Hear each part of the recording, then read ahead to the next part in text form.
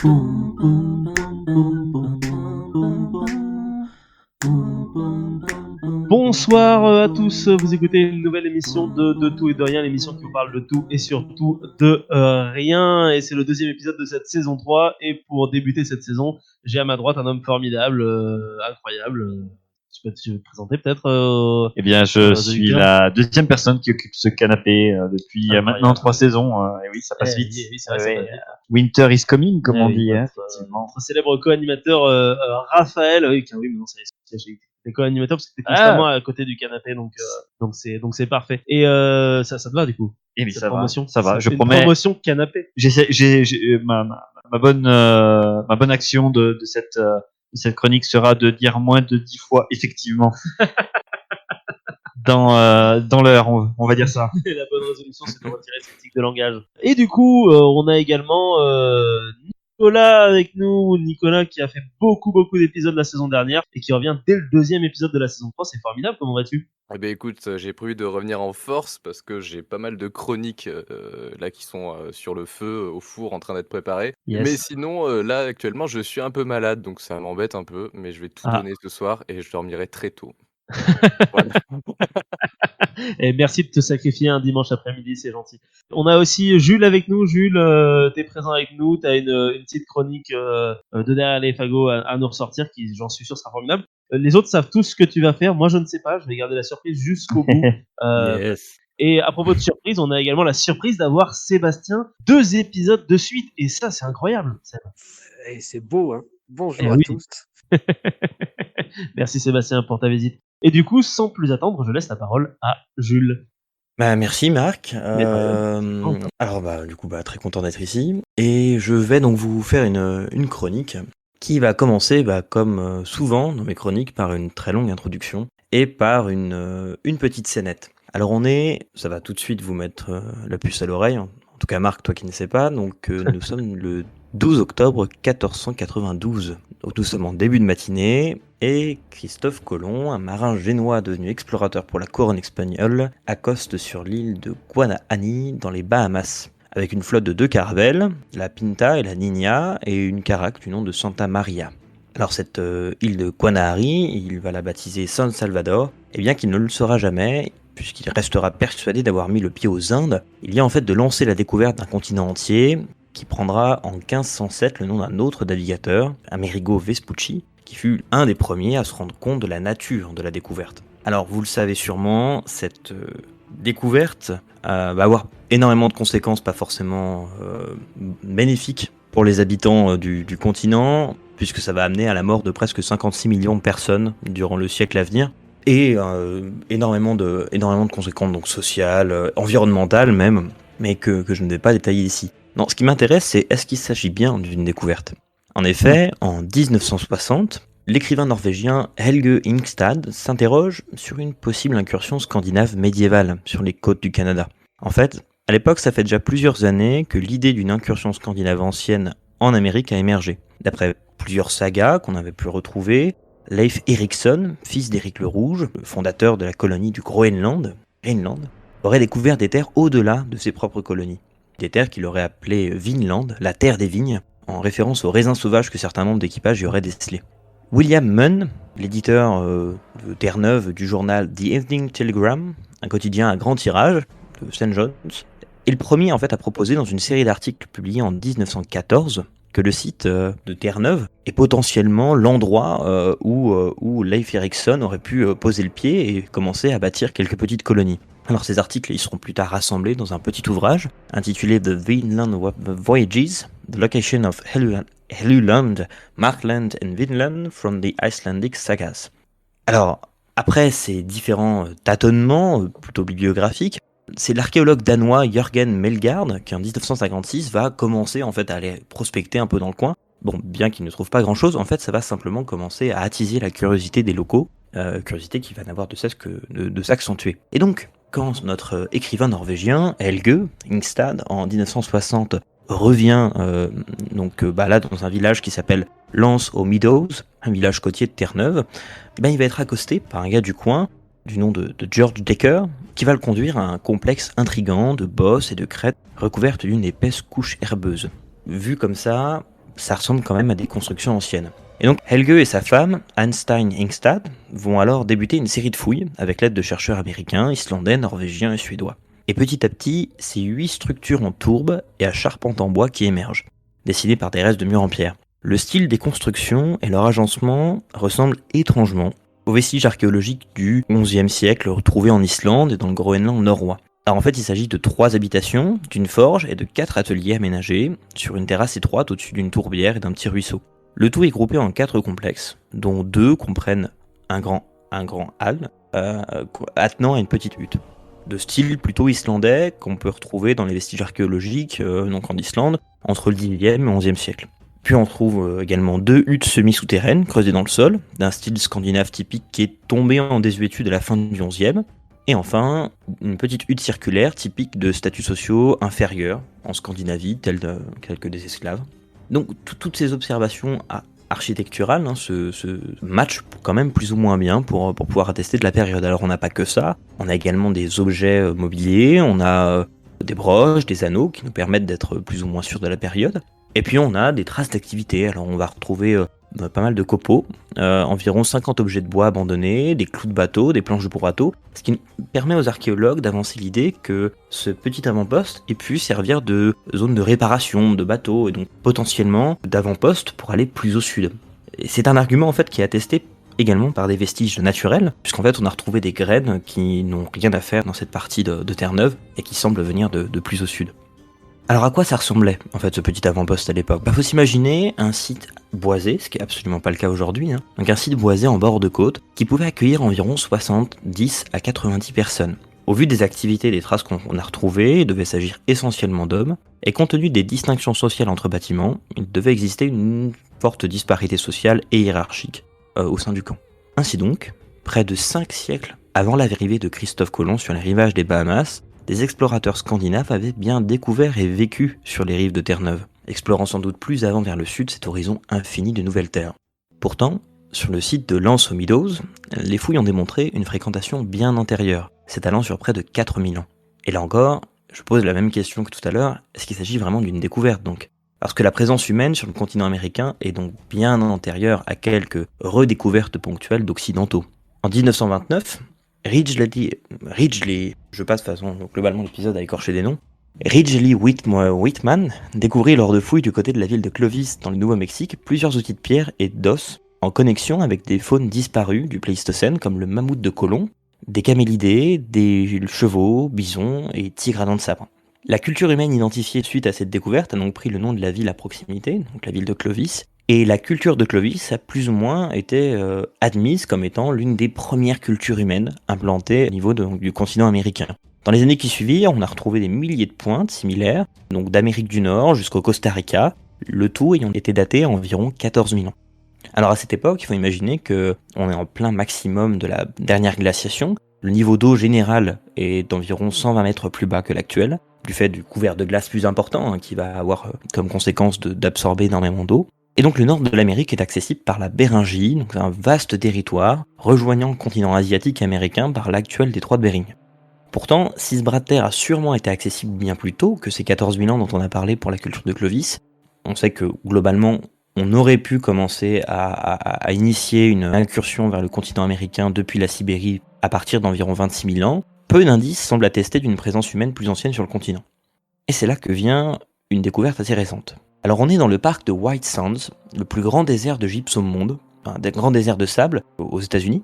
Et dès les années 1930, on commence à découvrir dans ces sables plusieurs pistes d'empreintes figées dans les sables, des fois un peu endurcies. Et notamment un trappeur gouvernemental va trouver une empreinte surprenante de 55 cm de long par 20 cm de large. À l'époque, tous les journaux font leur publication là-dessus. Ils sont persuadés d'avoir trouvé la preuve du légendaire Bigfoot. Bigfoot.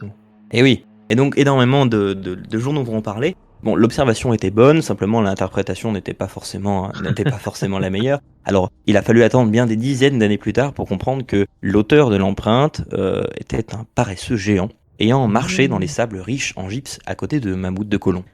Alors ces empreintes, donc il y en a énormément en fait dans le secteur, ont pour la plupart été exposées au vent et ont disparu, ne laissant donc que des reliquats, des disparates d'anciens passages, des empreintes ponctuelles. Mais le parc, comme je vous l'ai dit, comprend des milliers d'empreintes, très fragiles. Encore une fois, c'est imprimé dans le sable, qui des fois est un peu induré, mais pas forcément énormément. Et ces empreintes, en fait, ont déjà été surnommées depuis plusieurs dizaines d'années les ghost tracks par les trappeurs locaux. Donc ces empreintes fantômes d'une vie passée, de mémoire passée.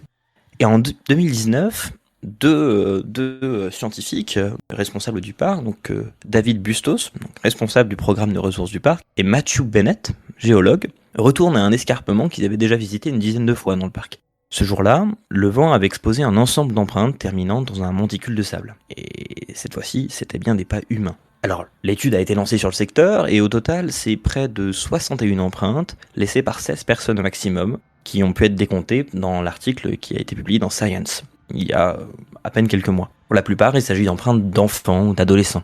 Certaines de ces empreintes se trouvaient intercalées entre des couches de sédiments contenant une petite plante aquatique, la rupia.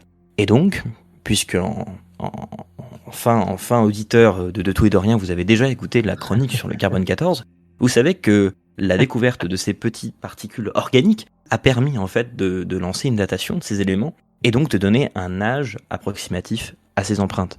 Et l'âge en question est tombé à 21 000 ans, repoussant ainsi le premier pas en Amérique grâce à des traces laissées par des jeunes en bord d'un lac. Aujourd'hui, la question de l'arrivée d'Homo sapiens en Amérique reste sujet à de nombreux débats. Et ainsi, en 2020, dans la revue Nature, des restes de pointes de pierre et de charbon ont été retrouvés dans la grotte de Chiquihui, encore une fois navré, au Mexique. Et des spécimens, encore une fois, qui ont pu être datés au carbone 14, donc de charbon de bois, ont permis de constater une fourchette de dates comprise entre 12 000 et 32 000 ans. Là encore, énormément de questions se posent. Et il faut imaginer qu'à l'époque, si les dates d'environ 30 000 ans se voient confirmées, le paysage désertique de cette partie du Mexique était alors vert, humide, couvert de genévriers, de pins parsemés, de lacs et de sources thermales. Encore une fois, tant de paysages aujourd'hui disparus. Et ainsi, combien de vécus, d'histoires, de souvenirs ont pu naître et se transmettre dans des paysages et des terres lointaines, isolées, sans que ces derniers n'aient pu arriver jusqu'à nous. Et ainsi, combien d'histoires de nous sont encore à découvrir. Ces questions de ces territoires disparus, on en reparlera dans une prochaine chronique. Oh, merci beaucoup. Trop bien. Merci. Et effectivement, c'est vrai que ça va aller de pair avec la chronique de Nicolas qui va suivre d'ici quelques instants.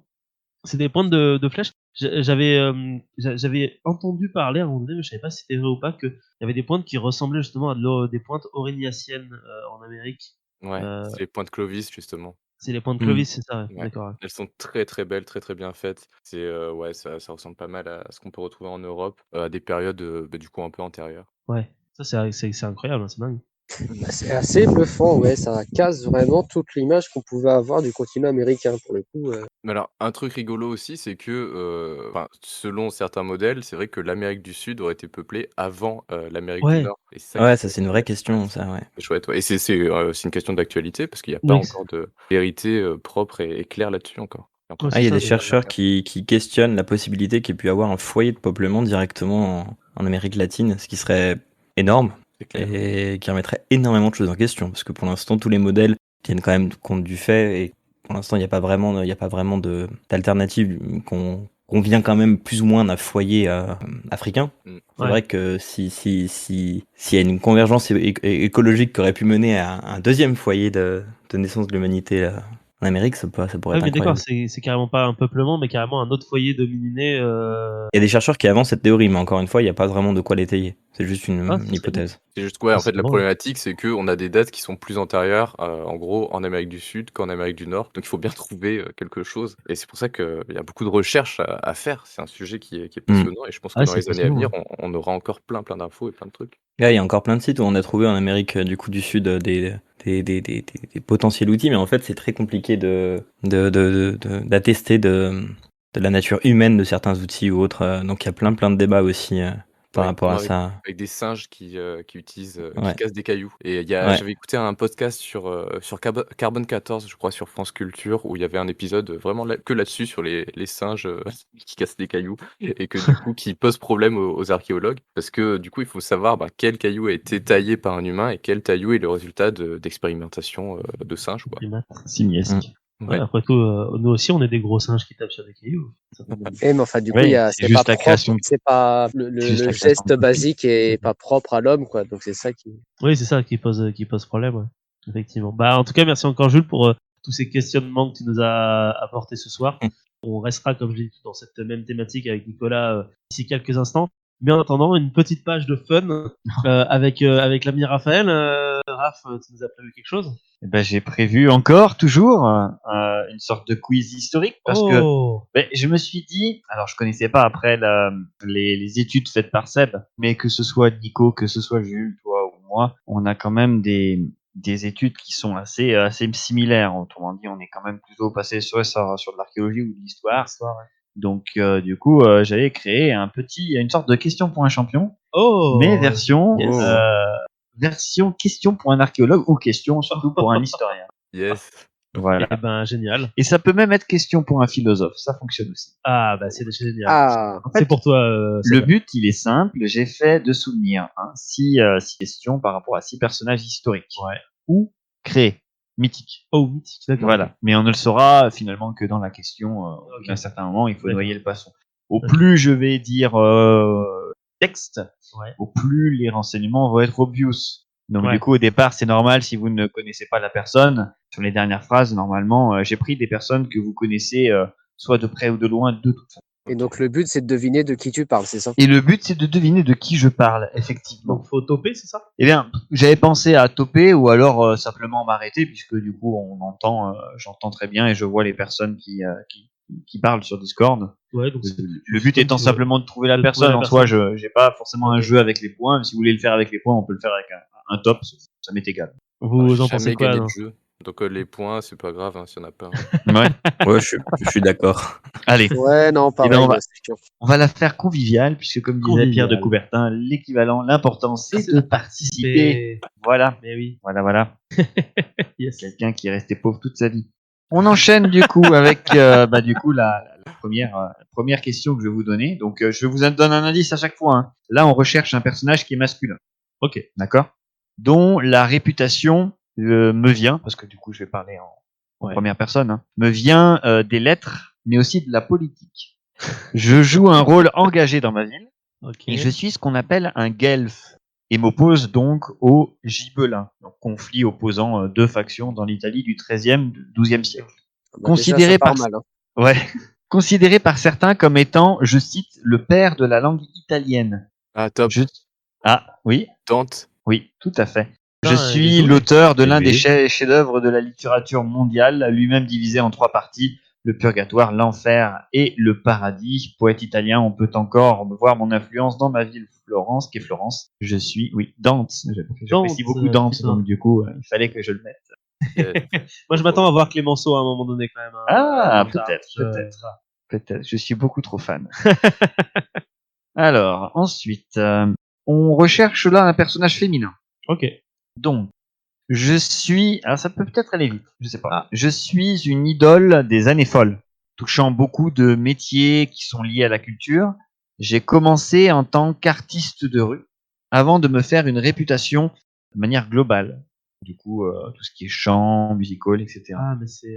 Américaine de naissance. Mais oui, mais c'est Machine, là, top. Oui. Mais Marilyn j'ai oublié Monroe le nom. Non. Non, c'est. Ah Je pars en France faire une carrière de musical avec mon spectacle La Revue Nègre. Ah oui, ok. Femme de couleur, je n'aurai de cesse de monter en puissance. Chanteuse, je vais au front lors de la Seconde Guerre mondiale pour remonter le moral des troupes, mais je suis aussi agent du contre-espionnage durant la guerre. Qui suis-je? Ah, c'est J'ai compliqué. perdu son nom. J'ai pareil, je Je suis sais comme pas Marc, son j'ai nom pas non plus, ouais. Joséphine Baker. Ouais, bravo. Yes. Non Putain. Je l'ai dit. Bien joué, bien joué. Joséphine Baker, tout à fait. Alors, on passe. Désolé d'ailleurs d'avoir appelé Machine pendant un instant. Non, mais on grave, était tous grave. nuls à avoir oublié le nom. Hein. Alors là, on recherche un personnage qui est du coup masculin, dont la renommée vient du fait de sa lignée. Ok. Alors, c'est un personnage qui est parti pour faire la 3e croisade. Je suis obligé de revenir en Angleterre après la révolte de mon frère. C'est Richard Cœur de Lion. Oui, c'est Richard Cœur de Lion, d'ascendance royale, mais pourtant pas destiné à régner. Je suis élevé en Angleterre. Je fais partie de l'une des plus grandes familles de mon temps, les Plantagenets. Et ma mère était la grande Aliénor d'Aquitaine. Je meurs durant le siège de Chalut en 1199. Un carreau d'arbalète dans la nuque, c'est ça? Carreau dans la nuque. Pendant qu'il allait pisser, non, c'est ça? Carreau dans la nuque. Je sais pas si c'est pour aller pisser, mais je crois qu'il est mort 10 ou 11 jours plus tard à cause de la gangrène. Ah merde, parce que c'est ce que j'allais dire. Au moins, la mort, elle est rapide, quoi. Un coup de Eh ben carreau non. d'arbalète dans la Là, nuque. ils l'ont retiré et non. ça a duré quand même 10 jours. C'est triste. Yes, super. Alors, là, on va rechercher un personnage féminin. D'accord? Ok. Connu pour ses talents de guerrière. Fille de l'océan et sœur de la terre. On pourrait traduire mon nom par dame, bien que ce terme ait subi de nombreuses traductions, tant par les années que par les langues germaniques traversées. Connu pour être d'une beauté exceptionnelle, je suis l'équivalent d'Athéna et de Vénus, ensemble, auprès des populations scandinaves. Dans la mythologie nordique, je me vis confier... Oui. Sif. Non. Un char par Thor, traîné par... Oui. Top. Freya. Oui, Freya, tout à fait. C'est des chats sur le char. c'est ça Traîné par Des 2 chats chats. auxquels je serais souvent associé. Tout à fait, Freya. Bien joué. Mais vous voyez, c'est assez simple finalement. Ah, c'est tellement simple que j'en ai aucun, mais vas-y, continue de nous. Il m'en reste plus que 2, hein, ça va vite quand même. Ça va vite, ouais. J'aurais dû en prévoir une dizaine. On recherche là un personnage qui est masculin, dont la renommée lui vient de son talent scientifique. Oh, ok. Grâce à lui, la science a progressé car il a théorisé le système du levier. Il aurait dit ainsi une phrase devenue célèbre: « Donnez-moi un point d'appui et je soulèverai le monde ». Il a conçu le plus grand bateau de l'Antiquité. Top. Oui, Archimède. oui. Waouh. Nommé Oh. Syracusia, dont il est originaire, grâce à ses travaux sur les corps plongés dans les liquides. Ah, putain. Inventeur de machines de guerre telles que la catapulte, il meurt pendant la deuxième guerre punique lors du siège de Syracuse par le romain Marcellus en 270 avant Jésus-Christ. Pas de bol, on l'a pas reconnu. Ça arrive. RIP. C'est triste. Enfin, alors, on recherche là un personnage masculin, célébré pour son talent alors d'orateur. Je me distingue dans... Clémenceau. Non, c'est pas vrai. C'est pas vrai du tout. Je me distingue dans mes jeunes années durant l'effondrement du Second Empire. Je tente de concilier les Prussiens avec les communards, mais jugé plus proche de ces derniers, je dois fuir Paris pour la Vendée. Revenu après, je m'oppose à Jules Ferry sur le sujet du colonialisme, dont je suis loin d'être défenseur. Ah, moi, je reste toujours sur Clémenceau. Hein. Non. Mis en cause dans le scandale de Panama, il me faudra quelques années pour retrouver mon poids sur la scène politique française. Oui, c'est Clémenceau, hein, tout à fait. Yes. Tu l'as bien reconnu, hein. C'est chose faite lorsque je prends position pour Zola dans l'affaire Dreyfus. Anticlérical, j'ai un échange assez houleux avec Jean Jaurès, qui m'interpelle avec cette phrase. J'adore cette phrase. Vous n'êtes tout de même pas le diable. Ce à quoi je répondis, qu'en savez-vous?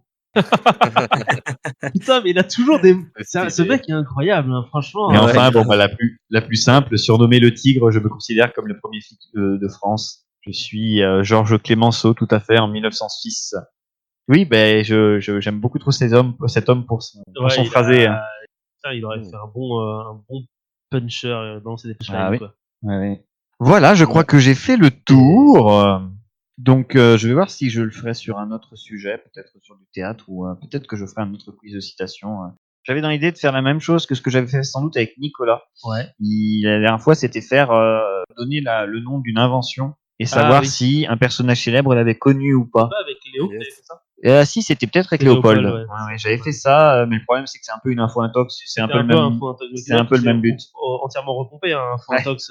Là, c'est le moment où on avoue, hein, l'info intox du final de la saison 2, je l'ai repompé. Mais ce Et, principe-là, je l'avais moi-même pompé sur une interro en licence d'un prof qui m'avait fait ça sur l'évolution des techniques. Donc, Et voilà, Ok. les enfants, c'est comme ça qu'on vérifie ses sources. et qu'on Exactement, Tout à fait. voilà. remet- Et à propos de sources, du coup, après cette petite page de jeu rapide, merci encore une fois, Je t'en prie. Raphaël. Encore une fois, l'important c'est de participer. On a tous participé, c'était chouette. Et Non, pas retournons, moi. Mais vas-y, continue, je t'en prie. Hein. retournons donc en Amérique du Sud. Ouais, bah carrément. En tout cas, oui, c'était bien sympa ce petit quiz. je Du t'en coup, prie. vous savez que dans les siècles passés, il y a une image, un cliché qui s'est ancré peu à peu dans l'imaginaire occidental, qui est celui de la tribu cannibale, bestiale, dangereuse pour l'homme blanc et qui vit dans la nature sauvage. Je suis même persuadé que quand vous pensez à ce que je viens de vous dire, vous avez tout de suite l'image d'un chaudron duquel dépassent quelques membres humains qui cuisent dans un bouillon, avec une tribu qui se réunit autour. C'est le cas. C'est très drôle. Cette vision, elle est Il manque, si récurrente. juste les œufs, les os dans le nez, tu sais. Ouais, c'est ça, exactement, les os dans le nez, voilà. Cette vision, elle est si récurrente qu'il me semblait intéressant de voir avec vous d'où elle provient, de voir si il y a une part de réalité derrière et surtout aussi quelle est la part de fantasme. Donc pour ça, en fait, on va encore voyager et démonter quelques idées reçues. Donc Yes. comme tu l'as si bien dit Marc et comme l'a introduit Jules, on va encore retourner outre-Atlantique pour un petit voyage. Et cette fois, nous allons partir ensemble à la découverte de la culture Tupi-Guarani qui vivait sur la côte brésilienne à la période du contact, donc c'est-à-dire à l'arrivée des Européens, 15e, 16e siècle, pas les Vikings, et qui a peu à peu perdu ses terres et sa population du coup à la cause de la colonisation. Donc, on revient toujours au même souci avec les populations locales. On va plus précisément parler des Tupinamba, qui est un peuple dont on a pas mal de témoignages et dont le nom signifie dans leur langue le peuple ancestral. Alors ce qui est fascinant avec les Tupinamba, c'est le rapport en fait qu'ils ont entretenu avec les Européens, parce que c'est là en fait que vont venir de très très nombreux témoignages. Malgré leur mode de vie qui est en totale contradiction avec ceux des Occidentaux de l'époque, on va y revenir plus tard, vous inquiétez pas, beaucoup d'humanistes, écrivains et voyageurs du XVIe siècle se sont intéressés à eux en livrant des écrits qui ont eu une valeur quasi ethnographique, ce qui est suffisamment rare et précieux pour être souligné, étant donné que l'ethnologie et l'ethnographie, c'est une discipline qui ne remonte qu'au XIXe siècle. Alors ces récits sont très très intéressants. Michel de Montaigne, par exemple, dans son texte au titre volontairement racoleur des cannibales, il va pas dénoncer en fait des sauvages en les comparant aux civilisations européennes, mais il va plutôt témoigner d'un réel intérêt qui va s'articuler autour de visions philosophiques sur cet autre qui vit à l'état de nature et dont on peut apprendre quelque chose et qui sert à bien des égards à voir les travers de notre propre société. On peut aussi citer André Tevet, qui est un moine catholique, et un voyageur qui avait été au service de François Ier, qui va user de parallèles avec les civilisations antiques gréco-romaines pour décrire ces tribus parmi lesquelles il a lui-même vécu, et il va rapporter des traditions, des coutumes, des pratiques de ces peuples, et il va consigner aussi leur connaissance des plantes et de la médecine. En fait, chaque auteur qui a été en contact avec ces tribus en a profité pour enrichir nos connaissances à ce sujet dès le XVIe siècle. Voilà, on pourrait s'arrêter là pour cette introduction et je pourrais commencer à vous parler plus en détail des Tupinamba, mais je vais ajouter un élément pour renforcer encore plus ce décalage, cette dichotomie entre ces deux mondes des deux côtés de l'Atlantique, pour bien comprendre l'originalité de la démarche de l'époque. Voilà, il est temps de le dire, les Tupinamba sont un peuple guerrier qui vit en conflit permanent, le meurtre y est ritualisé et il pratique l'anthropophagie. Oh. Donc nous sommes donc au XVIe siècle sur la côte du Brésil, sur un territoire qui va de l'embouchure de l'Amazone au sud de Sao Paulo, donc une bande de terre qui est quand même très très importante. Les Tupinamba, ils sont issus d'un groupe linguistique plus large, les indigènes de langue Tupi et ceux de langue Guarani, que l'on retrouve partout dans cette région. Donc toutes ces tribus, elles vivent dans des villages, elles pratiquent l'agriculture, cultivent le manioc, le maïs, la patate douce et l'arachide. Mais ces terres, en fait, elles sont pas très propices à une agriculture intensive et ça va pousser les populations, en fait, à déplacer leurs villages régulièrement et, en fait, à entrer en conflit avec leurs voisins. En complément, du coup, ils vont pratiquer aussi la chasse, la pêche et la cueillette. Ils connaissent la poterie, la vannerie, utilisent le coton pour produire des hamacs ou des ornements. Et ils utilisent aussi des outils en cuivre natif ou en pierre polie, et un armement varié porté sur l'usage de l'arc, mais aussi le javelot, la massue et parfois des boucliers. Donc les villages en fait, dans lesquels ils vivent, ils comportent entre 500 et 750 individus, donc c'est quand même des structures assez importantes, composées de grandes maisons disposées en cercle pouvant abriter plusieurs familles. Les villages sont protégés par des palissades et parfois des douves pour contenir les attaques. Au centre, en fait, on a une place commune qui sert pour les cérémonies, les événements et les réceptions. Là aussi, on va parler un peu plus en détail de tout ça. Alors, ce qu'il faut savoir, c'est que les tribus Tupi, elles sont patrilinéaires. Alors, Tupi, c'est écrit T-U-P-I, hein, je précise juste pour le moment. Ok, d'accord. Vu que j'avais pas précisé avant. Donc, c'est des tribus qui sont patrilinéaires. Chaque maison est sous la supervision d'un vieil homme qui représente une ou plusieurs familles, et le village dans son ensemble est dirigé par un chef. Ceux qui ont le pouvoir, ils sont répartis en deux groupes. On a d'une part les guerriers et d'autre part les pagés. c'est-à-dire des guérisseurs, devins, détenteurs du pouvoir religieux et garants des bonnes pratiques rituelles, donc l'équivalent des chamans. Et vous savez à quel point j'aime ce terme. D'ailleurs, je vais me permettre encore d'ouvrir une petite parenthèse à ce sujet. Puisqu'on Parce parle des chamans, C'est ça. Parce que voilà, je l'encourage encore une fois un peu à dépasser ce terme qui, je trouve, alors après je suis pas anthropologue et j'adorerais pouvoir en parler, mais c'est vrai que je trouve ce terme un peu englobant, un peu syncrétique. Il a Oui. été certes très utile lors du développement de l'anthropologie moderne. Je pense notamment par exemple à Leroy-Gourand et ses travaux, notamment sur l'art pariétal. Ça a permis de remettre en question pas mal de choses et d'apporter des nouvelles informations. Mais tout ça, ça reste une construction qui est occidentale et qui, si elle facilite une représentation d'un tel rôle dans une société traditionnelle ou tribale, donne forcément un peu une image faussée et universelle d'une pratique qui est pourtant propre à chacune de ces sociétés. Bien sûr. C'est pour ça, je pense qu'à notre époque, on est quand même au 21e siècle, on a tous plus ou moins intégré le concept de chamanisme. On peut aisément le dépasser en usant à la place des termes qui ont été utilisés par les cultures concernées. Voilà. Et alors pour sachant faire- que, Oui, excuse-moi, dis-moi. j'ai une question par rapport au chaman. Est-ce qu'il y a une culture où le terme chaman est Utilisé. reconnu, identifié, accepté, genre les chamans ça correspond à une culture, à un peuple, une civilisation, une époque en particulier, ou c'est un terme fourre-tout qui vient un peu d'on sait pas où C'est pas si Alors non, sibérien. en fait, c'est ça. En fait, ça correspond aux tribus sibériennes. Et Ah ça a oui, été... je vais te demander si ça avait un quelconque rapport avec la Sibérie, les Mongols ou pas, parce que je sais qu'on Ouais, parle d'un culte chamanique pour c'est exactement ça. les Mongols alors que je dis pas de conneries, du 11e siècle, 12e? Bon, même dans les époques plus contemporaines, au XXe siècle, où tu as encore des tribus qui vivent un peu reculées, par exemple dans la Sibérie, il y a encore il y a encore des chamans qui pratiquent.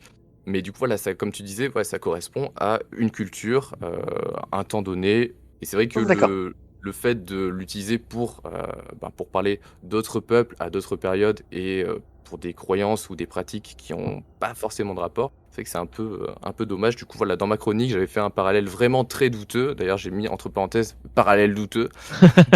C'était un peu comme si on appelait prêtre l'officiant du culte, quelle que soit la religion, hein. Par exemple, à la place de pasteur, imam, rabbin, etc. Oui. Voilà, je vous laisse juger des conséquences que ça pourrait avoir dans notre société. Quelques guerres, quoi, peut-être seulement. C'est clair. Ouais, c'est ça. Voilà, je referme cette parenthèse chamanique et on retourne au Brésil. D'ailleurs, vu qu'on est sur la religion, on va parler un peu de celle qui est commune au peuple Tupi. En fait, elle y inclut des êtres surnaturels, des démons, des esprits de la nature et des sortes de héros et de prophètes. En fait, les peuples Tupi, ils ont migré de nombreuses fois pendant leur histoire. On pense qu'ils sont originaires de l'Amazonie, en se basant sur le mythe de la Terre sans mal, qui est une terre légendaire où le héros à la base de la civilisation s'est retiré après avoir créé le monde. Cet endroit y garantit l'immortalité, la sérénité, une sorte de paradis terrestre que les esprits des pagés et des guerriers atteignent après leur mort. La Terre sans mal, c'est une sorte de refuge aux toupies à la fin du monde qui est provoqué par des cataclysmes de manière cyclique. Il est d'ailleurs très intéressant de remarquer que ces légendes sont antérieures à l'arrivée des Européens et donc non influencées par le christianisme malgré les rapprochements que l'on serait tenté d'en faire. Et d'ailleurs, si on regarde dans le détail, on voit que ça n'a pas grand-chose à voir. Ok, donc c'est vrai, ça a quand même pas grand chose à voir du coup. Oui, voilà. Ok, C'est juste histoire que nos auditeurs ne partent pas avec des aliens en tête ou ce genre de choses. C'est ça. C'est ça. Mais quelque part, ça a facilité en fait la christianisation de ces peuples Oui, du coup, ouais. à une époque. Voilà. Enfin, c'est pas le sujet Ok. du tout de la Oui, chronique. pardon, je Mais c'est clair. Donc les Tupinambas, c'est un des groupes principaux des Tupis, avec lesquels ils partagent toutes les caractéristiques communes que j'ai citées précédemment. Et ils se reconnaissent à leur ornement de couleurs vives, des diadèmes, des bonnets et des manteaux faits de coton et de plumes d'ibis rouges. Donc c'est des trucs qui sont assez beaux. Il me semble qu'il y en a qui sont encore conservés au musée du Quai Branly actuellement. Donc comme leurs voisins, ils vivaient dans un état de guerre quasi permanente. Donc bien sûr, il pouvait y avoir des villages alliés, mais tous avaient des ennemis et des adversaires. Ils combattaient aussi bien sur terre que sur les côtes ou les fleuves grâce à d'immenses pirogues qui pouvaient embarquer des dizaines de guerriers. Pendant les combats, on se bat traditionnellement d'abord à l'arc, à distance, puis les deux camps en fait ils se précipitent au corps à corps pour chercher à désarmer leur adversaire. Parce que la guerre, elle sert avant tout à se procurer des prisonniers. D'ailleurs, chaque guerrier emporte avec lui des cordes prévues à cet effet qu'il enroule autour de son corps pendant la bataille et qu'il déploie pour capturer un ennemi une fois qu'il est désarmé et maîtrisé. Et comme vous le savez, si vous suivez mes petites histoires sur cette chaîne, il est rarement bon d'être prisonnier de peuples natifs d'Amérique. Je vous renvoie vers ma chronique sur les tribus iroquoises, qui réservait également un sort, on va dire, un peu particulier à leurs prisonniers. Donc, Ouais, chez c'est-à-dire que l'esclavage, c'est pour les tapettes, quoi, à côté, on est d'accord. C'est Voilà. c'est quand même très moché. Ouais, mais c'est vrai qu'à chaque fois, il y a des...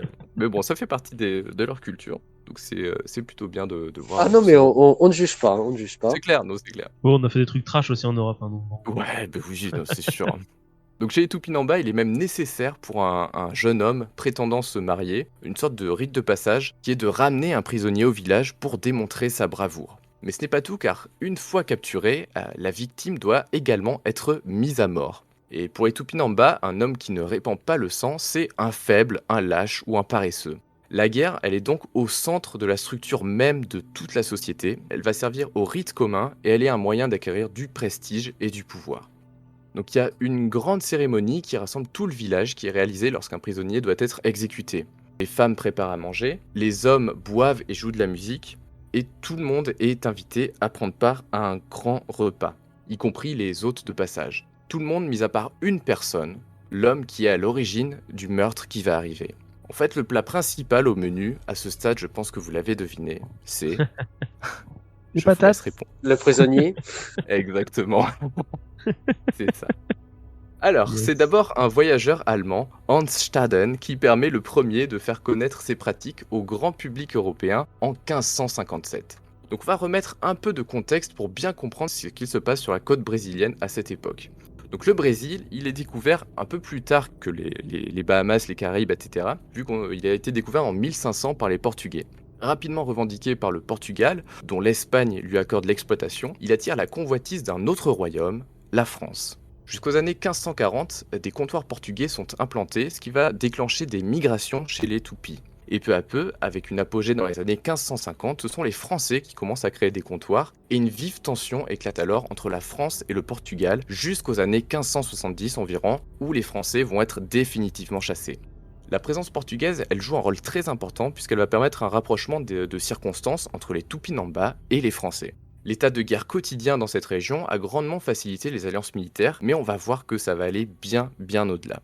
Hans Staden, notre voyageur allemand donc, il est le premier chroniqueur à écrire tout un ouvrage consacré aux Tupinamba. Alors le nom de l'ouvrage, je vais pas le dire parce qu'il est extrêmement long et il est en allemand. Il a été traduit en français par Nu, féroce et anthropophage. Mais sinon, le titre allemand fait bien 4 lignes, voilà. Donc Staden, il dépend du royaume du Portugal et son histoire, eh bien, en fait, elle est digne d'un vrai roman d'aventure. En 1550, son navire il fait naufrage et il est fait prisonnier d'un village. En fait, il va prendre des notes de tout ce qu'il voit et vit au quotidien. Il écrit qu'il s'attendait à être mis à mort, mais que le chef voulait le laisser en vie pour pouvoir célébrer une fête avec tout le village, au cours de laquelle il serait mangé. Il évite de justesse le sort que lui réservait la tribu. Alors les sources, elles sont assez peu claires à ce sujet. Selon Staden lui-même, en fait, c'est parce qu'il est parvenu à démontrer qu'il avait un pouvoir de divination et du coup, il fut perçu comme un devin ou un prophète. Mais il y a d'autres chroniqueurs et historiens plus tard qui diront que c'est parce qu'il avait tellement peur de finir en repas qu'il pleurait et donc qu'il a été perçu comme un lâche et un faible et qui ne méritait du coup pas d'être honoré par un festin. Dans tous les cas, il a fini par se faire plus ou moins apprécier de la tribu et qu'il a adopté et avec laquelle il est resté plusieurs mois parce qu'au total, il a vécu 9 mois dans ce village. Donc il a participé à des rituels de mise à mort, des pratiques anthropophages, en notant que les Tupinamba ne manquaient pas de nourriture, mais que c'était la haine et la vengeance qui les poussaient à manger leurs ennemis. Il raconte que les prisonniers étaient ramenés au camp après le combat pour devenir des esclaves. Avoir plusieurs esclaves était un symbole de prestige parce que cela montre le nombre d'adversaires que l'on est parvenu à soumettre et permet de réaliser régulièrement des sacrifices qui profitent à toute la communauté.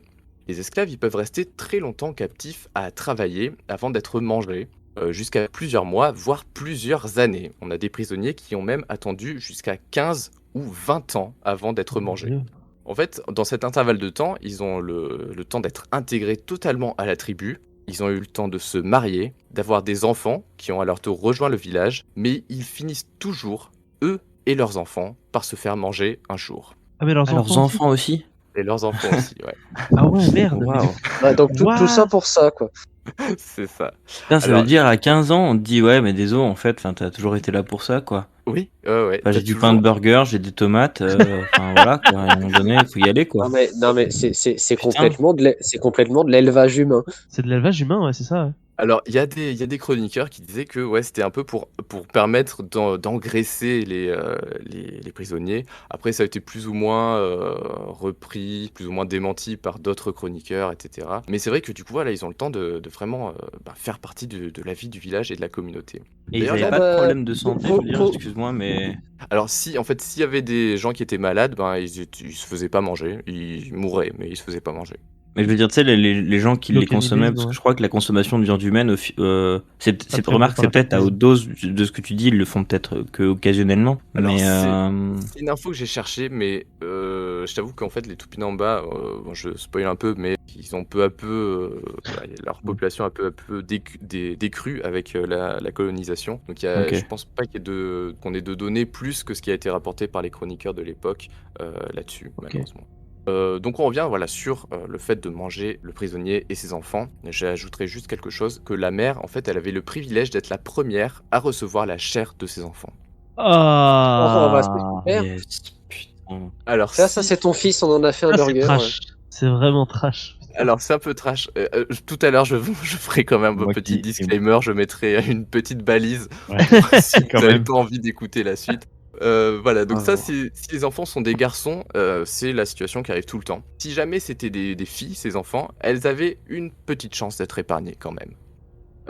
Lorsque la date d'un sacrifice est décidée, en fait, la tribu va envoyer des invitations à tous les membres du village et aussi aux villages alliés. En attendant, en fait, les hommes de la tribu vont tresser une corde qui va servir à attacher la victime pendant son exécution.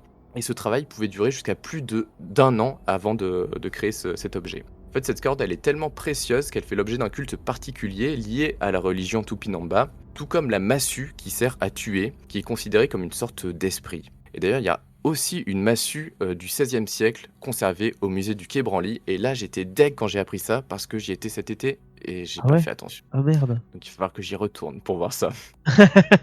La prochaine fois que j'irai, je la regarderai alors. Ouais, je pense que ça peut être vraiment chouette. Alors, les préparatifs pour organiser le festin et la fête qui en découle durent plusieurs jours, 4 ou 5 selon les chroniqueurs. Ils sont rythmés de danses, de chants et de diverses cérémonies festives où coule le kawin, qui est une boisson à base de manioc et de maïs fermenté, légère mais consommée en très grande quantité. Donc c'est un peu l'équivalent, je sais pas, du cidre. Genre le cidre c'est un peu léger, mais si vous en buvez beaucoup, on finit par un peu être bourré. Et c'est un peu ce qui se passe selon les chroniqueurs qui ont participé à ces rituels. Donc c'est voilà, ils appellent ça des beuveries, hein. Le futur sacrifié, pendant cette période de temps, il va même disposer d'un moment où il va être totalement libre de faire ce qu'il souhaite. Vraiment, il a plus de personne le surveille, il peut faire ce qu'il veut. Mais attention parce qu'en fait, il faut garder en tête que fuir, c'est même pas envisageable dans cette culture. En fait, c'est considéré comme un tel déshonneur que le prisonnier sait très bien que le même sort, voire pire, l'attend si jamais il rejoint son village d'origine. D'ailleurs, il y a Ah même oui. une mise en scène de sa fuite qui fait partie de ce rituel. Et il est considéré comme une preuve de vaillance de rattraper le prisonnier à ce moment-là ou de parvenir à l'entraver. Donc voilà, c'est ici que je vais Yes. poser mon petit disclaimer, parce que ce qui va suivre est relaté par Staden et d'autres chroniqueurs, mais peut heurter ou choquer votre sensibilité, puisqu'on va entrer dans le détail de la pratique rituelle de l'anthropophagie. Donc Marc Yes. vous mettra un petit timecode pour la suite, Les si âmes jamais vous voulez sensibles. passer ce passage. Alors, posez votre andouillette. C'est exactement Si ça, vous ne êtes en train mangez de manger, pas. arrêtez de manger, ouais, c'est clair.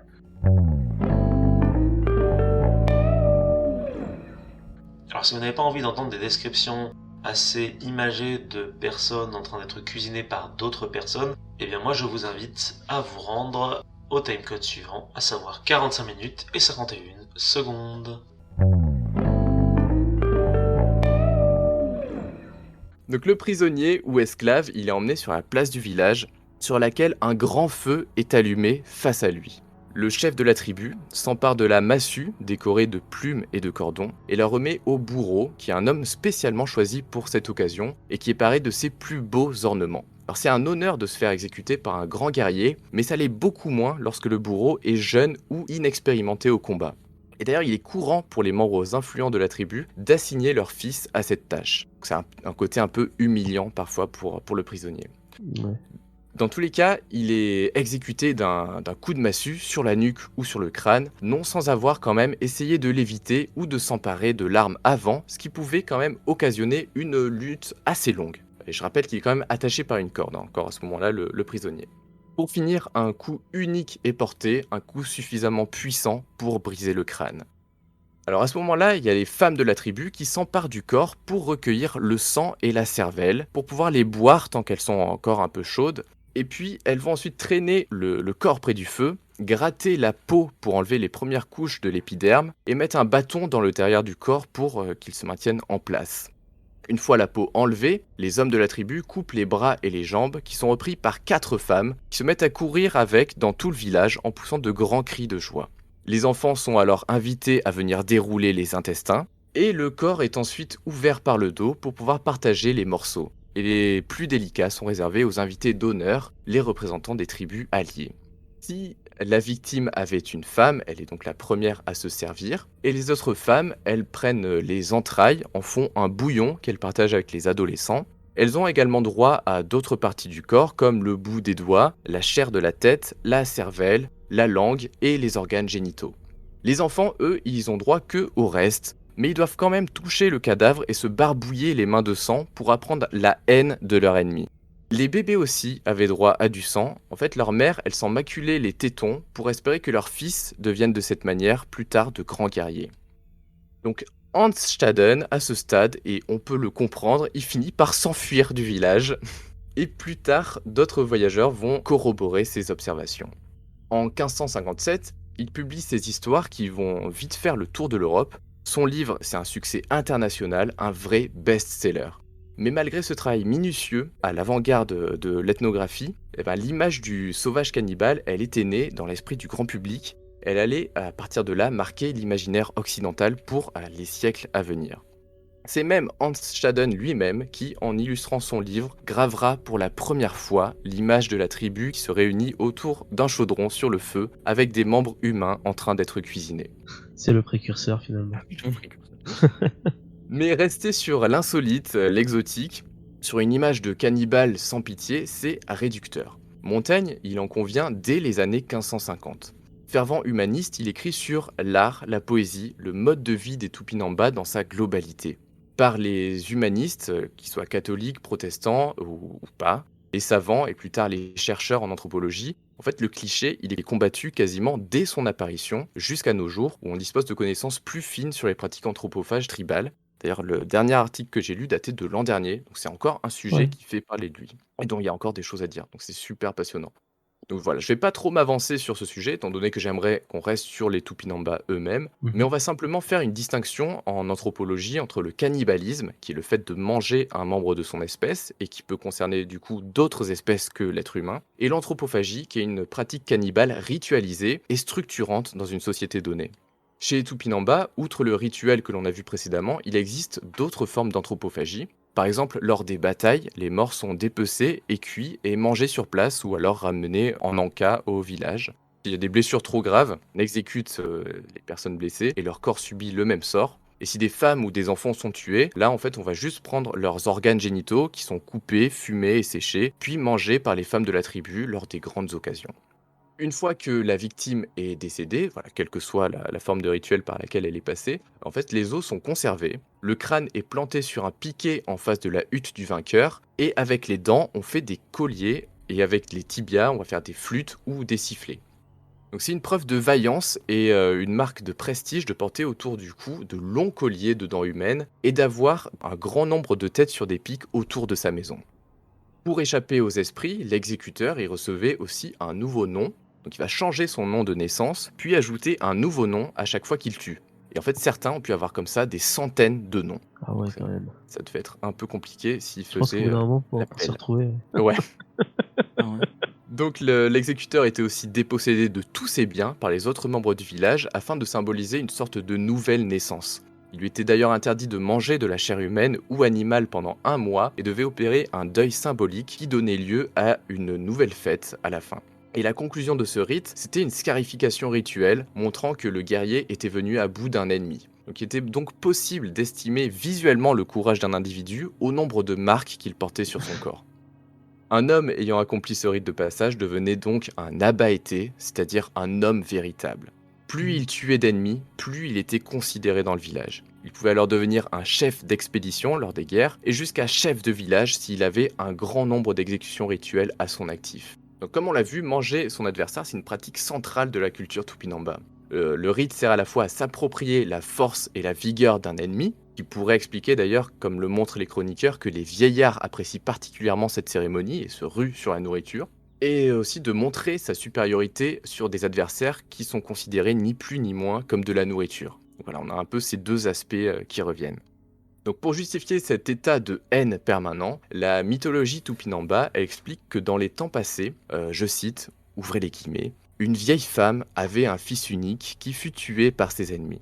Peu après, dans la suite de la guerre, le meurtrier fut fait prisonnier et conduit en présence de la vieille. Celle-ci, par vengeance, se rua sur lui comme une chienne enragée et le mordit à l'épaule. Le prisonnier réussit à s'enfuir et rentré chez lui, il montra son épaule déchirée et raconta que ses ennemis avaient commencé à le manger vivant.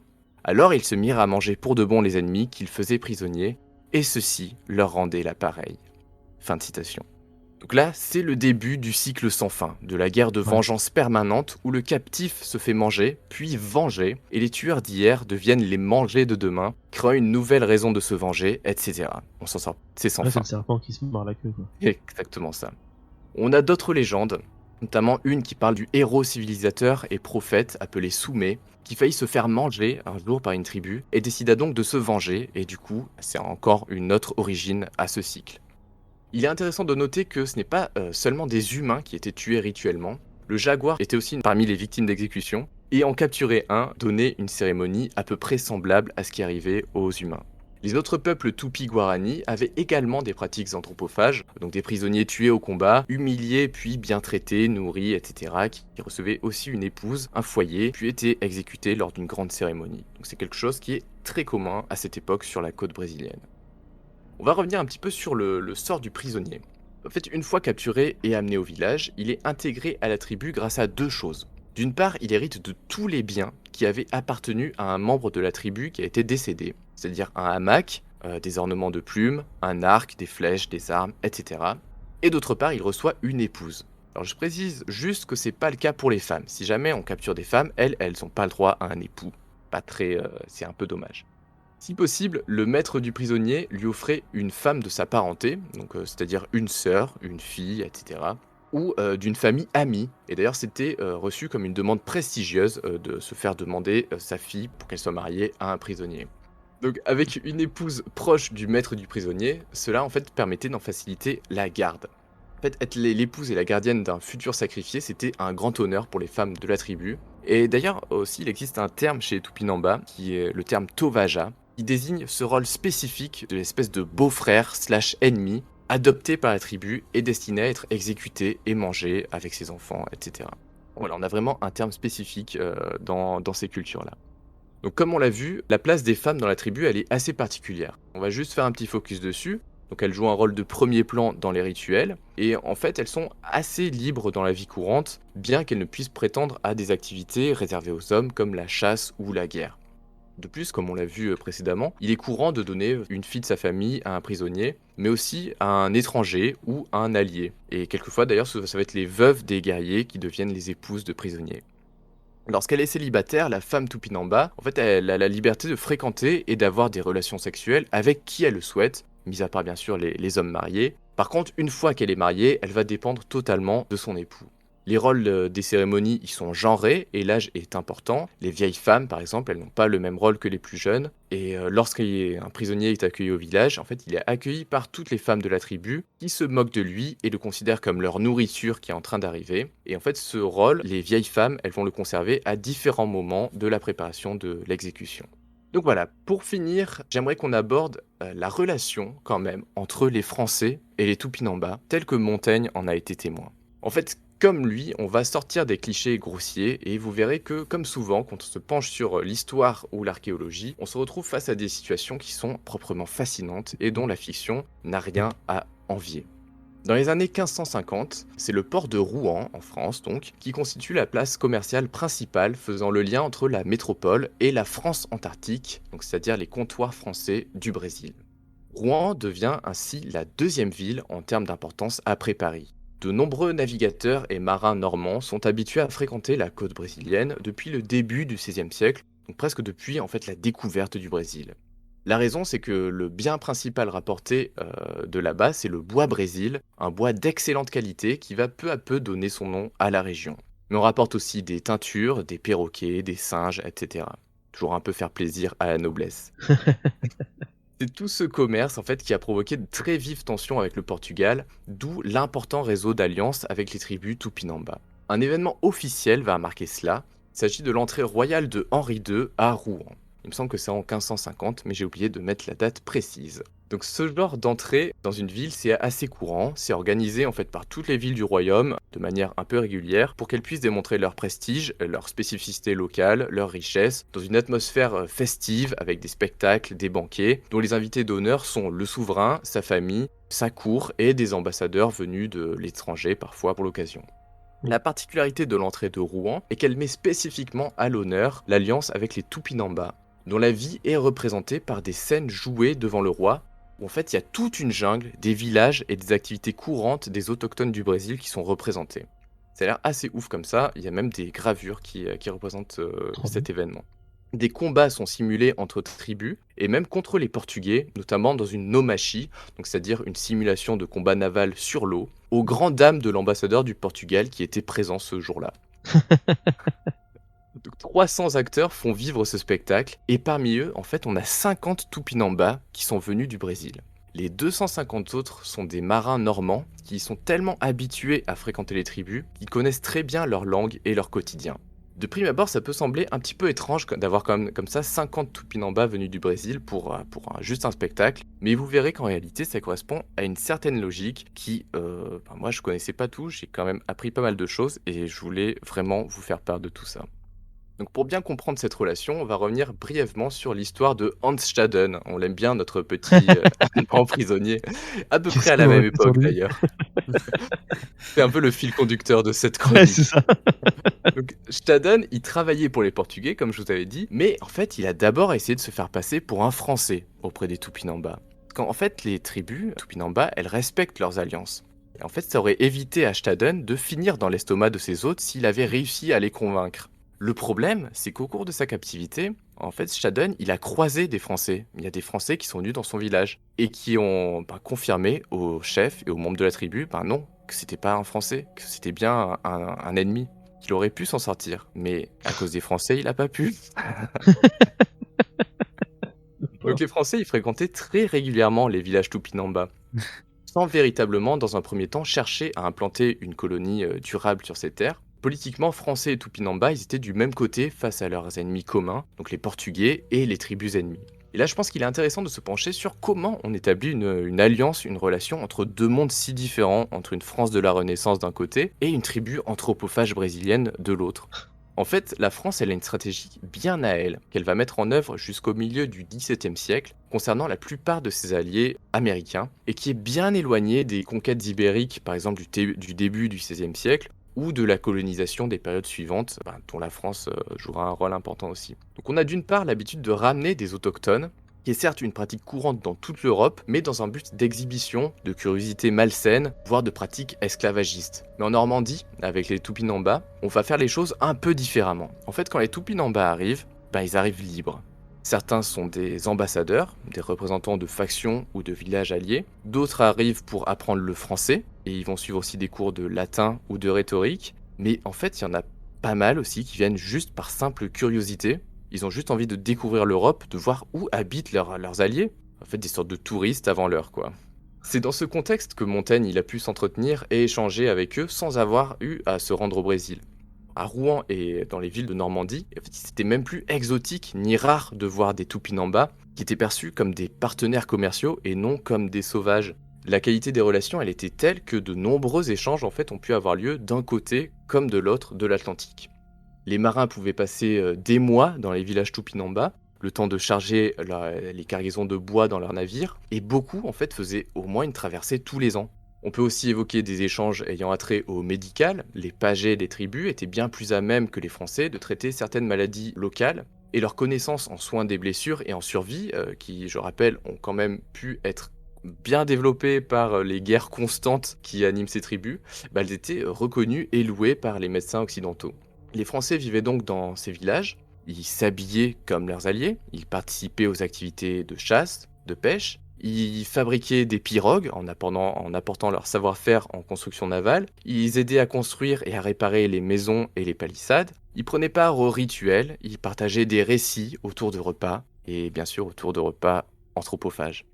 Dans les villages de la côte, peuplés par des alliés des Français, il y avait toujours, en plus des marins de passage et d'autres visiteurs, quelques Français, on va dire, résidents permanents. À l'époque, la langue tupi, elle est très importante au Brésil parce que c'est la langue, un peu la langue générale pour le troc dans toute la région, chez toutes les tribus brésiliennes. Donc dans la plupart des grands villages, on trouvait ainsi toujours un ou deux interprètes, ce qui nous permet d'aborder l'autre grand point important de comment la France menait sa stratégie d'alliance outre-Atlantique. En fait, des hommes étaient envoyés très jeunes en Amérique dans le but d'être adoptés par les tribus. Ils y devenaient adultes, du coup ils tuaient leurs premiers ennemis, ils se mariaient, devenaient quelquefois des guerriers, des grands guerriers respectés. Ils mouraient parfois à la guerre aux côtés de leurs frères, de leurs alliés Tupinamba. Et dans ces groupes qui devenaient les leurs, ils avaient des enfants, parfois nombreux, qui, selon les sources portugaises, étaient même considérés comme parmi, je cite, les Indiens les plus barbares. Parfaitement intégrés, membres à vie de la tribu, ils assuraient donc la communication, devenaient eux-mêmes le moyen de connexion pour les futurs échanges et un gage pour l'alliance. Ils sont appelés truchements, et en fait c'est une véritable institution qui va perdurer partout en Amérique, là où les Français ont des comptoirs. On assiste par exemple à la même chose au Canada au XVIIe siècle. L'ouverture de la pensée de la Renaissance a donc permis de fournir des témoignages exceptionnels sur le mode de vie et les rituels des Tupinamba. L'anthropophagie n'était pas jugée par ces voyageurs, au contraire, ils cherchent comme Montaigne à comprendre ces tribus dans leur ensemble dans le but d'établir des alliances durables et de profiter des voies commerciales. Et du coup, en ces temps où l'étranger est souvent mal perçu, victime des pires clichés, il me semblait nécessaire de rappeler ce lien et ces relations qui, si elles ont fini par servir des politiques colonialistes, il faut le reconnaître, ont pendant un temps, pendant quelques dizaines d'années du moins, été une source de réciprocité, d'acceptation de l'autre et d'entente. Et je pense que cet exemple de respect est essentiel à évoquer de nos jours, surtout pour des peuples si différents, si diamétralement opposés dans leur culture. Il serait bon de rappeler à beaucoup de nos contemporains que des hommes et des femmes du XVIe siècle ont pu être plus ouverts d'esprit et plus tolérants que certaines personnes vivant de nos jours. Voilà, c'est ici que se termine notre voyage. J'espère que vous en avez bien profité. Eh bah ouais, merci beaucoup Nico, c'était Merci Nico. extrêmement bien documenté, extrêmement bien narré, franchement. Oui. Ouais, c'était Ouais, ouf. top.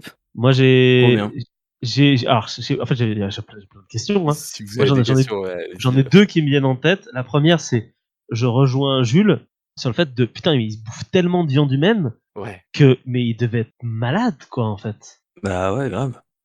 Genre c'est dommage Ouais. qu'à l'époque il n'y ait pas de biologistes ou des gens comme ça pour bosser sur ce truc-là avant que leur culture ait disparu, mais ça aurait dû être ouais. hyper intéressant de voir si ça avait pas fait des dégâts C'est clair, parce que là, sur ça le aurait été mental quoi au vraiment final. une source, intéressante. Mais ce qui est chiant en plus, c'est que à partir du moment où tu as l'échange bactérien des Européens qui arrivent, il y a beaucoup de locaux qui tombent malades aussi. Ouais, Faut c'est faire ça. la part des choses. Surtout avec le temps, là, je pense que ça peut être un sujet de recherche intéressant, mais C'est clair. il faut C'est voir. clair. Et l'autre question que j'avais, c'était plus une remarque qu'une question, je me demande bien ce qui a pu arriver à ces gens-là quand ils se sont retrouvés dans cette jungle brésilienne pour développer une culture autant tournée autour de la violence, quoi. Ouais. Il a dû se passer des choses terribles pour en arriver à ce point-là, parce qu'au final, t'as l'impression qu'ils passent leur temps à se faire du mal, quoi, mutuellement, et En fait, c'est ça, t'as deux, Bah grave, ouais. C'est de la deux haine raisons. constante, quoi. Ouais, ouais, c'est c'est ça, ça, c'est ils ne clair. vivent que C'est de de la haine, quoi. haine et de la vengeance. C'est vraiment une civilisation, enfin, ouais, une culture basée sur la haine et la Haine, vengeance. c'est ça, ouais. En fait, ça peut s'expliquer d'un certain côté par le côté que ils ont besoin de déplacer leur village des fois. Et vu qu'il Ouais. y a beaucoup de monde qui habite sur cette côte à cette époque, fatalement, ils vont rentrer en conflit avec d'autres personnes Ouais. pour pouvoir se déplacer. C'est des groupes qui sont assez importants quand même, plusieurs centaines d'individus Ouais, c'est ce que tu disais au voire des début, ouais. milliers des fois si tu rassembles les alliés, et cetera. Donc tu ça d'une part et après tu as leur religion en fait qui est totalement basée, sur, sur ça, C'est ouf. sur le déplacement de population, sur voilà, se venger de tes ennemis. Donc c'est dingue, C'est ouais, c'est c'est assez dingue. c'est vraiment un très très bon exemple d'un milieu naturel qui va créer une culture en lien avec ce milieu-là, quoi. Parce que Mm, très clairement, je pense que le côté hostile de la jungle, plus le fait qu'ils soient très nombreux partout, a dû forcément les influencer à un moment donné ou à un autre pour en finir par être c'est comme ça, clair. quoi.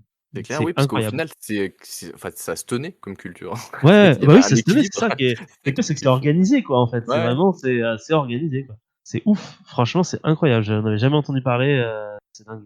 Ça Mmh. et le côté, les Français quoi, qui moi je veux dire si jamais il y a des auditeurs qui ont des ancêtres normands qui ont vécu au XVIe siècle, c'est-à-dire que il y a des Potentiellement. chances que vous ayez, des descendants, qui soient nés au Brésil et il y a des chances qu'il y ait des gens qui aient mangé de la chair humaine dans votre famille. Ah la Désolé, vache. Yes. mais c'est assez fascinant, ouais, comme truc et C'est surtout c'est le hyper côté fascinant, ouais. des truchements où tu te dis, bah, genre, tu un ado, quoi, vivre dans une tribu pour le restant de ses jours. Ça va être dingue quand même. Toutes ces petites histoires, tout le fait de se battre aux côtés de sa tribu et cetera. Bah, c'est des milliers de petites histoires, comme tu disais, Jules, dans ta chronique, qui sont perdues par le temps. C'est beau et un peu triste quand même parce que on parle de gens qui se font manger les uns les autres. Ah bah là, c'est. Et selon nos standards.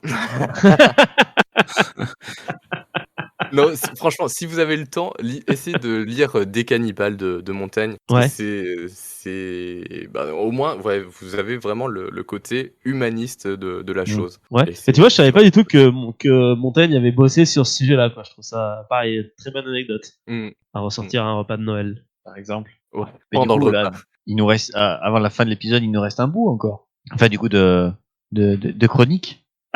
Superbe transition. Mais c'est en Tu plus. vois que t'es vraiment co-animateur, c'est que maintenant tu fais les transitions aussi, c'est ouf. Et bah ouais, bah écoutez, il nous reste un dernier jeu. Vous êtes encore opérationnel ou pas? Allez. Yes. Oui. Ok, bah super. Alors du coup, moi j'ai donc effectivement, Raph, comme tu disais, encore un petit bout de jeu à se mettre sous la dent, si je puis dire. C'est Info ou Intox. Oh. Pom pom. Alors Info ou Intox, le principe est vraiment très très très très très simple. C'est que je vous donne une information et vous me dites si c'est vrai ou si Ah c'est oui. faux. Je l'avais fait, mais pas en chronique. Tu m'avais fait après. Je me rappelle, je t'ai Ouais, je vu te l'avais voir. fait Ouais. tester un autre jadis à l'époque. Ah, cool. Donc voilà, moi j'ai 20 affirmations et vous me dites si c'est vrai ou si c'est faux. On top, j'allais dire comme des sauvages, mais c'est très peu approprié pour la chronique. Non, on va faire. On est sur un épisode chill où, certes, on parle de gens qui mangent d'autres gens de manière ritualisée, mais de notre En équipe. côté, notre quiz, nos jeux ne sont pas ritualisés, donc c'est à la bonne franquette.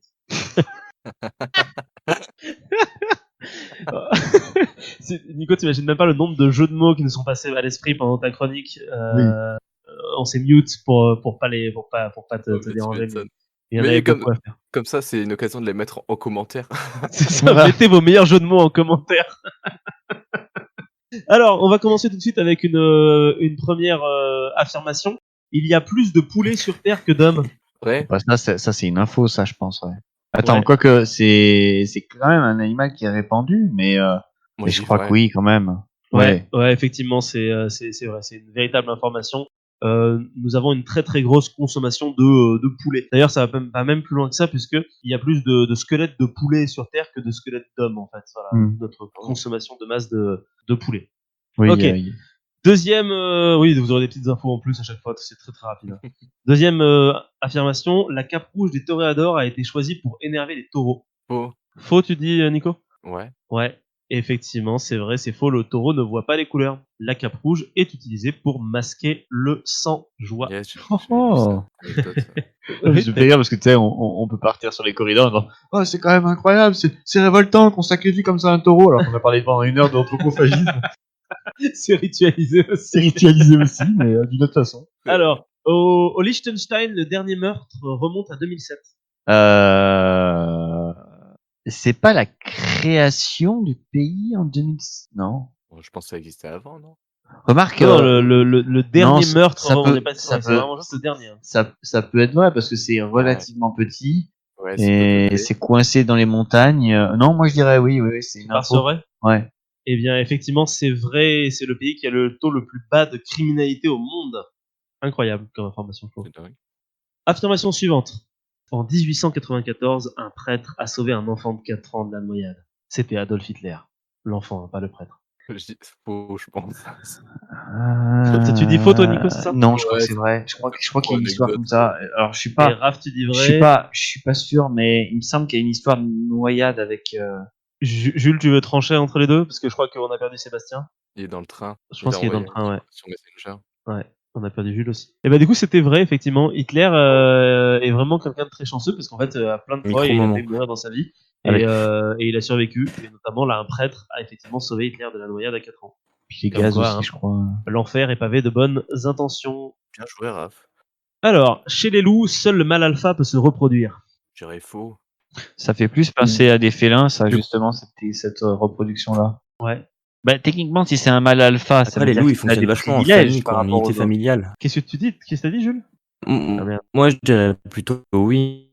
Il dirait plutôt oui, en fait. Il dirait plutôt oui. Alors, par rapport au prêtre ou au loup? Eh ben je sais pas. On est en train de perdre Eh Jules. bien, oui, Alors, en fait, je- effectivement, non, Enfin, c'était faux. je C'était pour la sais carte pas. du Toréador. Parce que sinon on va pas s'en sortir.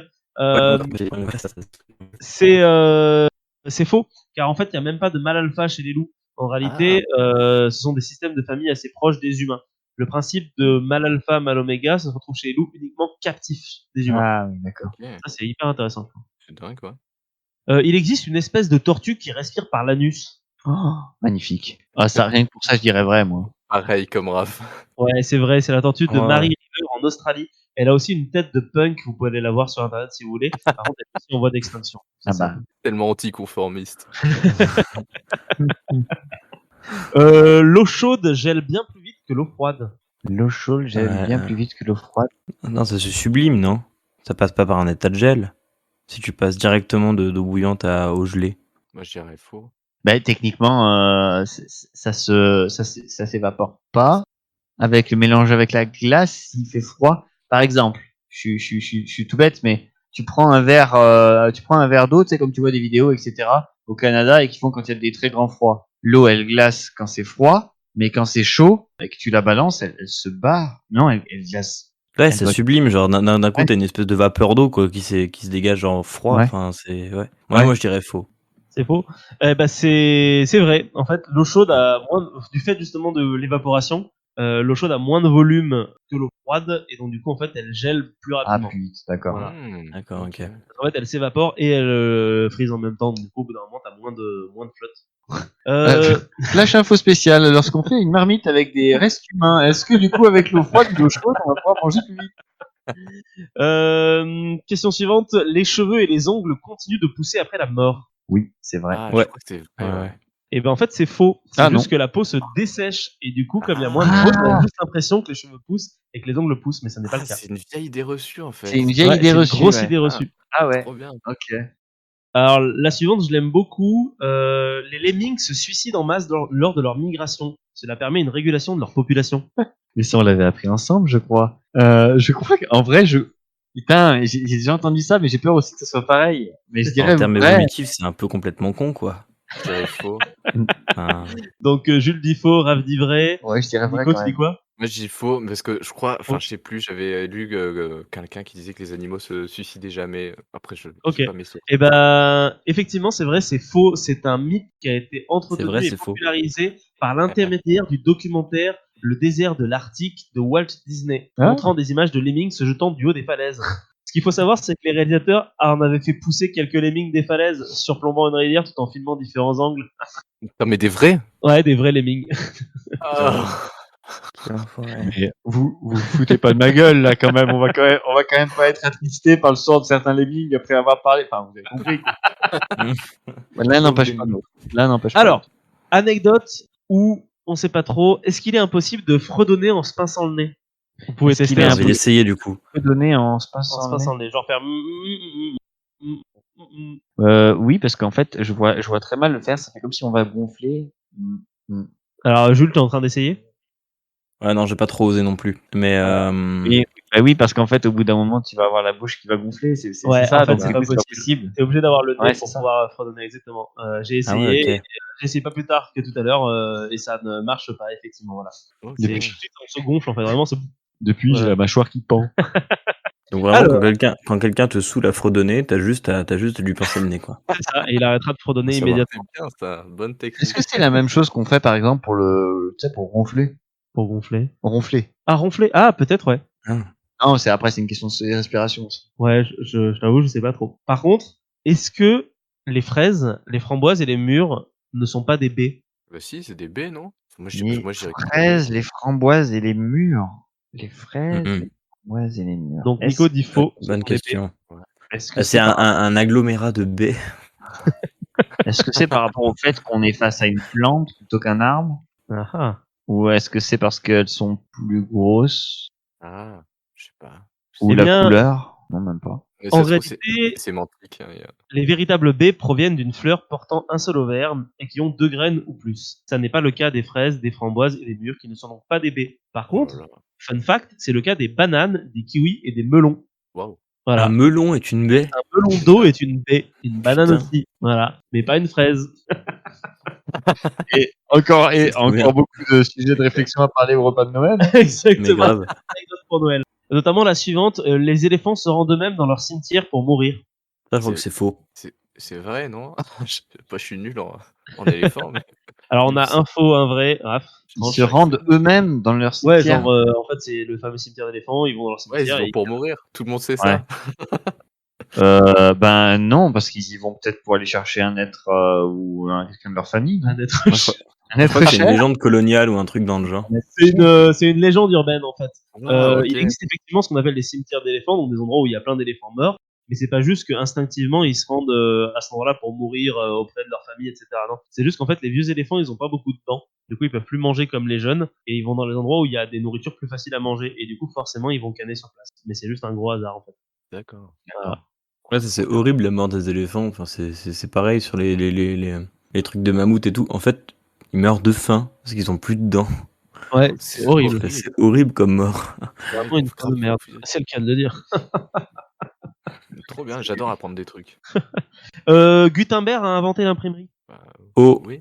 Ah Non. non, c'est pas les C'est les caractères. Chinois qui ont inventé l'imprimerie C'est des les souvenirs. Chinois qui ont inventé l'imprimerie. Yes. eh C'est oui. autour du 10e, 11e siècle apparemment.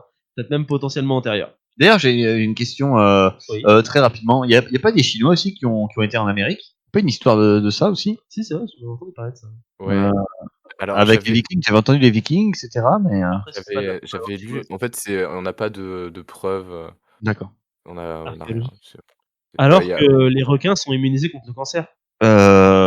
Ça, c'est pas une fausse question dans le genre, ils Et ont quoi pas d'organes à proprement parler. Ah, Les requins ouais, ils ont sont pas de immunisés poumons. contre le cancer. Alors, je crois que les baleines le sont, Ah ouais.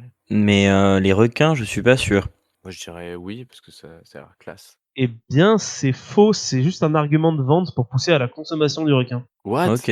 Ouais, comme ça, tu peux consommer des os de requin en poudre, ou de la viande de requin pour C'est te prémunir du horrible. cancer.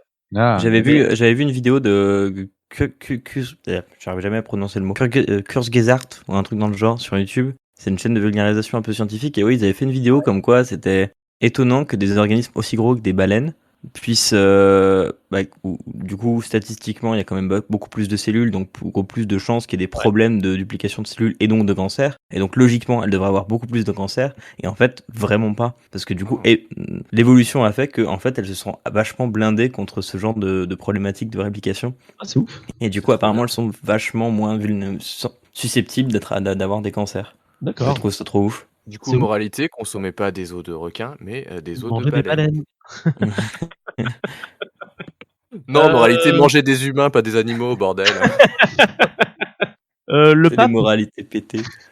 C'est clair. le pape Pie II a été écrivain avant de devenir pape. Il a notamment écrit un livre érotique. Ah, ça a l'air chouette. J'ai envie Un de dire livre vrai. érotique écrit par un pape. Ouais. Ça a l'air trop cool. Alors, Enfin, rien que pour la beauté du Ouais, geste, je je vais oui. rejoindre mes vrai, collègues. eh Hein. ben, c'est effectivement vrai. Avant de devenir pape, Enea Silvio Piccolomini écrivit l'Historia de Duobus Amantibus, l'histoire de deux amants. Un conte érotique racontant l'histoire d'un homme tombant amoureux d'une femme mariée. Ah. Stylé. C'est beau. Ouais. Et d'ailleurs, à propos de pape et de Moyen-Âge, au Moyen-Âge, on croyait que la Terre était plate. Non. Non. En tout cas, pas au niveau des lettrés. Ouais, on croyait qu'elle était au centre de l'univers éventuellement, mais Ouais. qu'elle était Exactement, Nico. C'était faux. C'est On le vrai. sait depuis le 5e siècle avant Jésus-Christ que la Terre est ronde. Au Moyen-Âge, par contre, on pense qu'elle est au centre de l'univers et que tout tourne autour d'elle. Du moins, jusqu'à ce que certains Copernic débarquent Mhm. et changent tout. Musique maintenant. Le corps anglais n'est ni un corps, ni anglais. C'est une question corps, pour toi. ça. Le l'instrument corps, de musique. l'instrument de musique, ouais. Le Euh... corps anglais n'est ni un corps, ni anglais. Il arrive parfois qu'on donne un nom à quelque chose alors que c'était pas. C'est vrai. Genre les cochons d'Inde. Les Alors que ça cochons vient d'Amérique d'Inde, du Sud. le French J'ai kiss. j'ai juste de citer la question de Nico. Alors, c'est bien un instrument de musique. Si c'était pas un instrument de musique, la question de Marc est encore plus drôle. Le corps anglais n'est ni un corps, ni anglais. C'est tellement violent. C'est clair. C'est une âme et elle est anglaise. Alors effectivement, le corps anglais n'est pas un corps, puisque c'est un instrument à bois, en réalité, et que le corps c'est un instrument à cuivre. Et le corps anglais n'est pas anglais, mais français. Voilà, c'est une sorte de D'accord. hautbois, en fait. Ok. Hitler était végétarien. Ah, Mais ouais. oui, why not. je crois que j'ai entendu ça de plusieurs historiens qu'il était végétarien. Ouais. Alors après, est-ce que c'est pareil que les cimetières des mammouths, etc. Ça c'est est-ce que c'est pas genre Ouais. il est végétarien mais c'est parce qu'il pouvait pas bouffer de viande. C'est exactement ça. Ouais, c'est En ça. fait, Santé. Hitler n'est pas végétarien, c'est juste Ah. qu'il a des douleurs d'estomac et les médecins lui ont conseillé de ne pas manger, de limiter sa consommation de viande.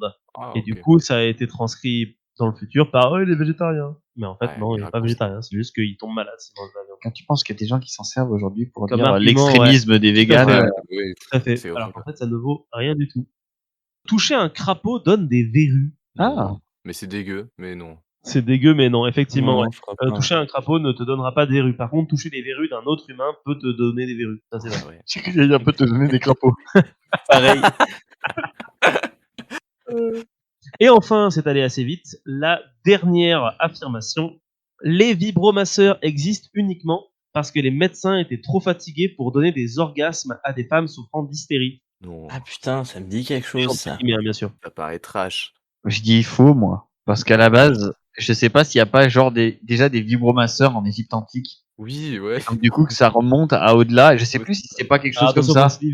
Ouais, mais après, est-ce que là on parle de God ou du vibromasseur, tu Voilà. vois? Ah, on Le parle vibromasseur en lui-même, il vibre. Ah pardon, autant pour moi. C'est les gods, oui, ça existe depuis. J'ai des plaisirs inavoués. Parce que enfin, ouais, tout ce qui a été fait sur des hystériques entre guillemets, enfin ça m'étonnerait pas un truc totalement con et trash dans le genre, tu vois. C'est effectivement très vrai, Jules. En effet, les médecins devaient faire ça manuellement, j'ai mis des guillemets, et la création du vibromasseur en 1880 par le docteur Joseph Mortimer Granville était une façon de soulager ces derniers de la tâche. Voilà. Et bien, on Et finit. on termine donc l'enregistrement là-dessus. Franchement, tu sais quoi? Franchement, Ouais. heureusement que tu fais pas des miniatures sur tes vidéos YouTube parce qu'avec avec cet épisode-là, il y aurait Tu mets le chaudron et et Julien Lepers à côté. C'est clair. Épisode le plus censuré. le plus censuré. Ah. Cet épisode va vite être censuré, regardez-le. Après, remarque, tu vois, t'as bien des métiers, t'as des métiers, les gars, ils sont obligés de masturber des tortues Ouais. géantes parce qu'il n'en reste plus que une ou deux, ils sont obligés de les masturber pour récolter le sperme pour essayer de perpétuer l'espèce. Enfin, c'est des Mais super ça- boulots, quoi. Enfin, Psychologiquement, ça va être horrible. Horrible. ah bah tu ressors de ta journée un peu souillée, quoi. Ouais. Ouais. Là, ouais. Dites-nous dans les commentaires si C'est jamais quoi vous masturbez des tortues. Je pense que si cet épisode est soit démonétisé, soit enlevé, c'est simplement parce qu'en fait, Pi 2 a écrit un livre érotique. Exactement. On a quand même aussi placé Hitler aussi. Hitler 2 fois. Bah, écoutez, cette info intox, il est terminé. Je pense que cet épisode est terminé aussi. J'aimerais remercier mon cher co-animateur qui est en train de rigoler tout seul sur le canapé. Il est plié en deux. Je voudrais remercier aussi nos deux spécialistes qui nous ont tous les deux parlé d'Amérique aujourd'hui. Merci à vous deux. Vous avez pas coordonné, mais ça tombait bien quand même. Je trouve ça vraiment incroyable. Mais c'est ça la magie de tout et de rien. Ils se sont coordonnés, c'est vrai. Ah merde. Non, en vrai, non. Non, Ah non, vous même êtes pas coordonnés. Même Non, pas. pour de vrai, on s'est pas coordonné. Ah oui? Non, parce que j'avais vu que t'avais mis sur la conversation que t'avais mis ta chronique, Nico. J'étais en train de me dire, putain, je peux vraiment pas le voir. Ah Ouais, ouais, ah oui, oui, Neko avait ouais. peut-être mis sa chronique. En fait, J'ai moi, pas ce que je relevé. fais, c'est que je mentionne tout le temps au cas où, tu vois, il y aurait quelqu'un dans le groupe qui voudrait faire la même chose. Eh mais t'as Genre, bien fait parce qu'à chaque fois j'ai 0,5% peur que de ça ça. marche. Ouais, mais oui, c'est ça. Ah bah, il va parler des tribus topinambas, mais je vais parler des tribus topinambas, du coup. Ah, Voilà. tu as enfin pu casser ce jeu de mots.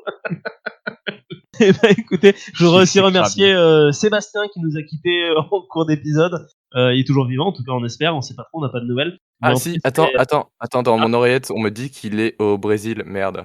Ah. Désolé. Non, ça va, il est français, il risque rien. il risque rien, c'est bon, tout va bien. Et ben, merci à vous, chers auditeurs. On espère que cet épisode vous a plu, que ce début de saison 3 vous plaît toujours. Et puis, on se retrouve dès la semaine prochaine avec un autre épisode et avec plein d'invités. On sait pas encore qui, mais c'est pas grave, c'est la surprise. Allez, ciao. Et puis, surtout, bonne soirée. Vous pouvez dire bonne soirée si vous voulez. Bonne soirée. Ciao, à plus. Le bonsoir.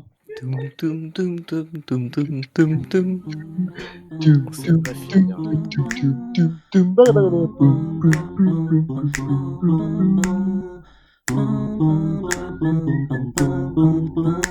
C'est bon? Je pense qu'il faut vendre cet épisode comme étant oui, un cumulé de trucs non politiquement corrects et trash. Ouais, je crois que là, Il il y y a avait pas la un truc checklist. journée du cannibalisme ou souvenir du cannibalisme qu'on pourrait placer dans le calendrier ou